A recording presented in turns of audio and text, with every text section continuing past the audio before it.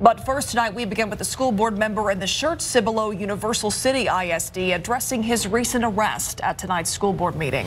Longtime trustee Gary Inman arrested last month, accused of assaulting his adult stepson at their Shirts home. The night team's Tim Gerber was at that meeting. He now joins us live. So what did Inman have to say about all this, Tim? Well, David, he basically said that his arrest is a personal issue and it has nothing to do with his performance or his position here on the board. I have seen and I've heard plenty of false rumors and speculation throughout the community over this past month. Inman was arrested on December 20th following a family disturbance at his home in Shirts. According to an arrest affidavit obtained by the defenders, Inman got into an argument with his adult stepson. He allegedly became irate and forced entry into a bedroom by kicking open the door.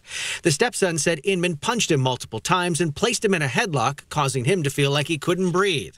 Inman admitted to being the primary aggressor. Inman now claims he acted in self-defense. My actions were reasonable and limited under the circumstances and were solely for the purpose of protecting myself and my young 8-year-old son. Inman said his 21-year-old stepson has a history of mental health and behavioral problems and is currently on probation for felony assault. He said he and his wife agreed to let the stepson live with them as part of his probation. I have not been charged with any crime. We're now 5 to 6 weeks later. I've not been charged with any crime.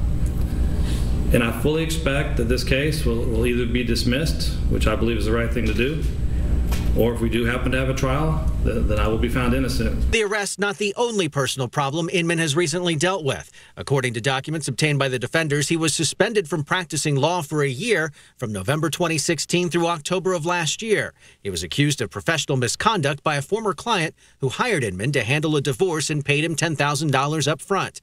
The State Bar of Texas found Inman failed to provide the client an accounting of how the money was spent and failed to carry out the obligations he owed the client. In addition to that, there are now questions about an estate that Inman served as an executor for.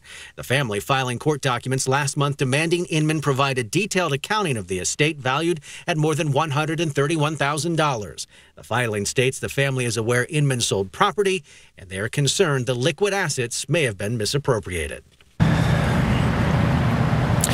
Now, when I asked Mr. Inman about that recent filing tonight, he said he had not been served yet and hadn't seen those documents, so he didn't comment. Meanwhile, the board president here says Inman's arrest basically has not violated any policies here, so at this point, no action will be taken against him.